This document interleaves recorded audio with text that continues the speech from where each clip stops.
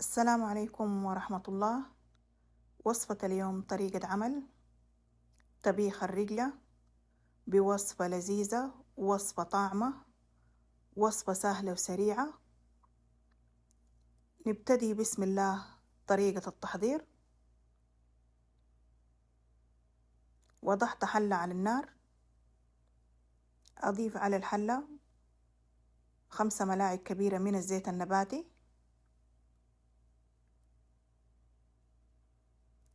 3 حبات بصل متوسطة الحجم، قطعت البصل إلى مكعبات كبيرة. أنزل البصل على الزيت وأشوحه حتى يتغير لونه للون الأصفر الفاتح على نار متوسطة. نقلب البصل حتى ما يحترق.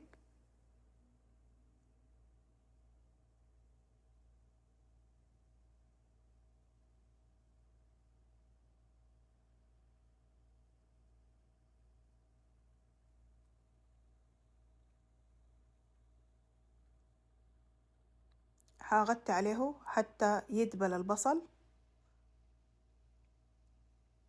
وياخد لون في نفس الوقت.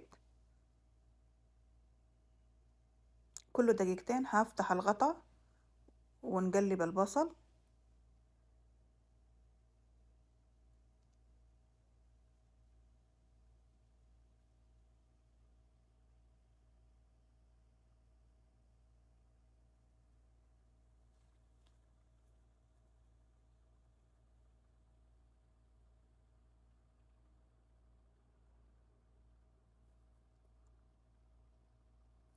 بعد 7 دقايق تقريبا زي ما شايفين ابتدى البصل ياخد اللون الأصفر الفاتح.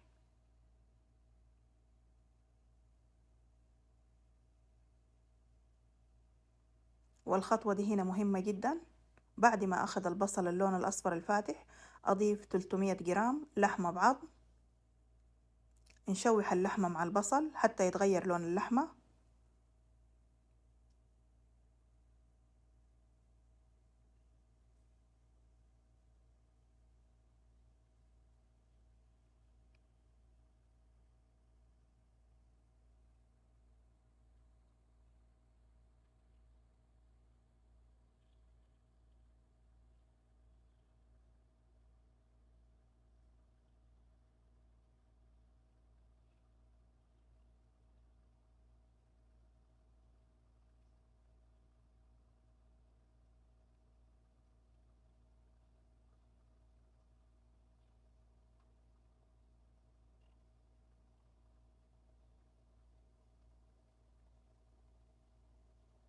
بعد ما شوحت اللحمة مع البصل أضيف الملح والبهارات: ملعقة كبيرة من الملح، ملعقة من الكمون، ملعقة من الكزبرة، نص ملعقة قرفة، نص ملعقة من بودرة الثوم المطحون محمص. نشوح البهارات مع البصل واللحم.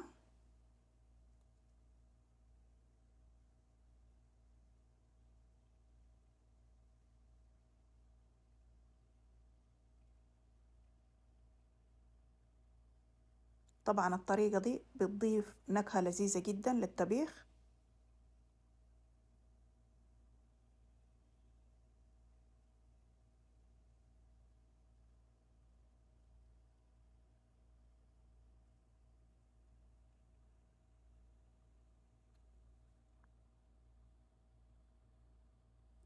أضيف 2 ملعقة كبيرة ونص من معجون الطماطم.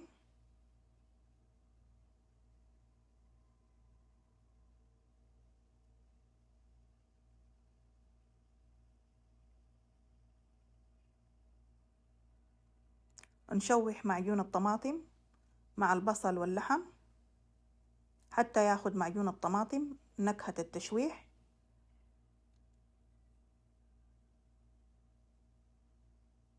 طبعا على نار متوسطة. نقلب باستمرار.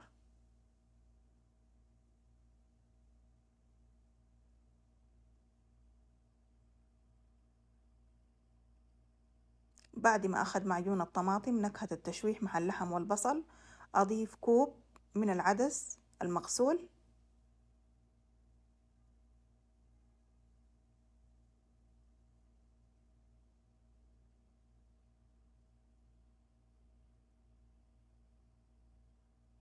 ونشوح العدس مع المكونات.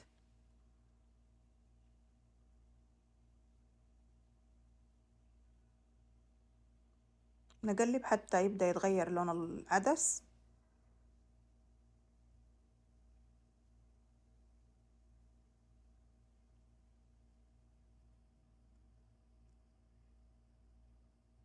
بعد ما شوحت العدس مع المكونات أضيف 2 حزمة من الرجلة، وزي ما شايفين أنا هنا الرجلة قطعتها تقطيع خشن،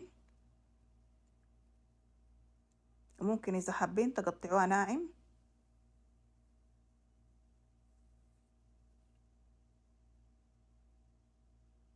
نقلب جميع المكونات.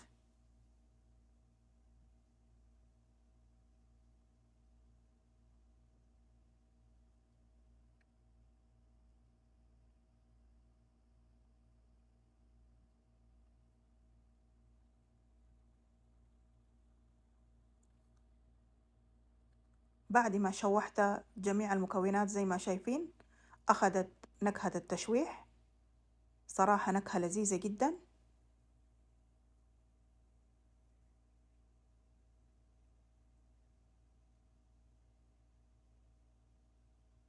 أنزل الحواف،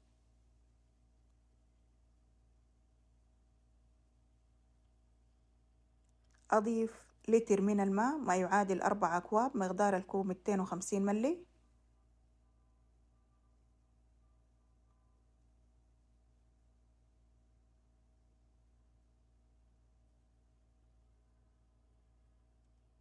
نقلبها على الخفيف حتى تتداخل جميع المكونات مع الماء.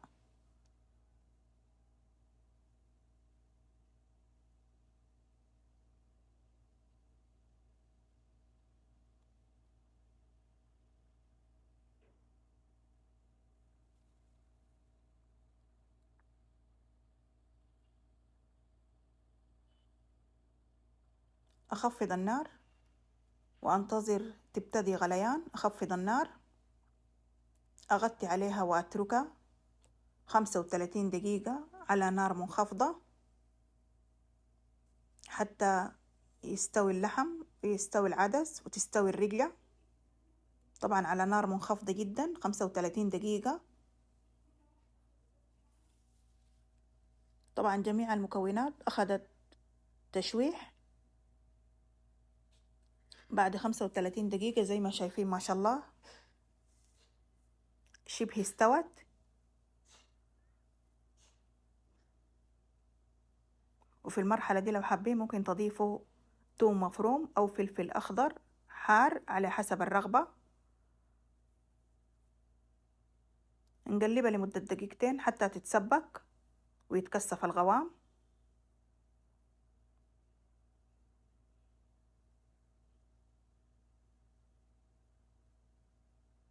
زي ما شايفين ما شاء الله عملت وش،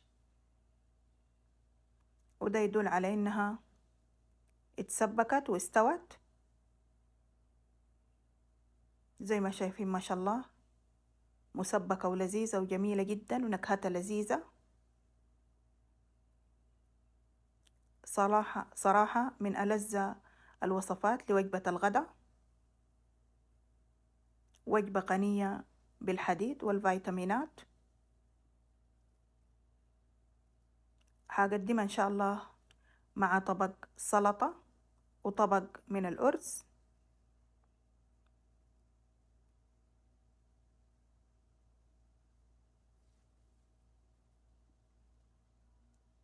بعد ما استوت أسكبها على طبق.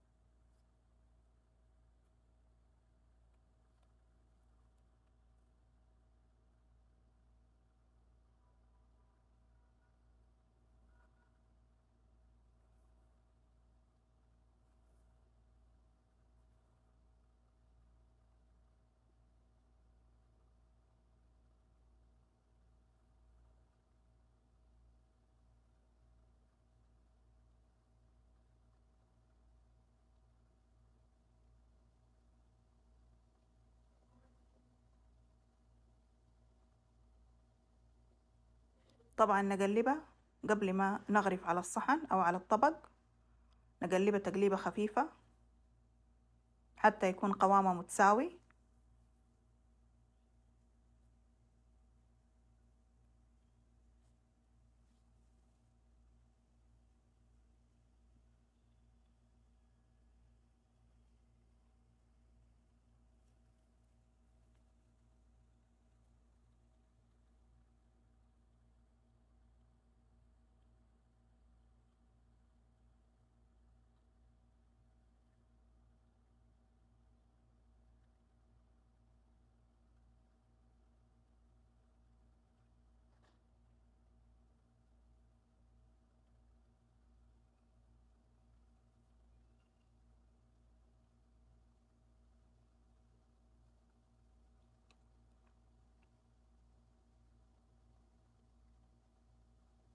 زي ما شايفين ما شاء الله منظرها جميل جدا بعد ما غرفتها على الصحن. زي ما شايفين ما شاء الله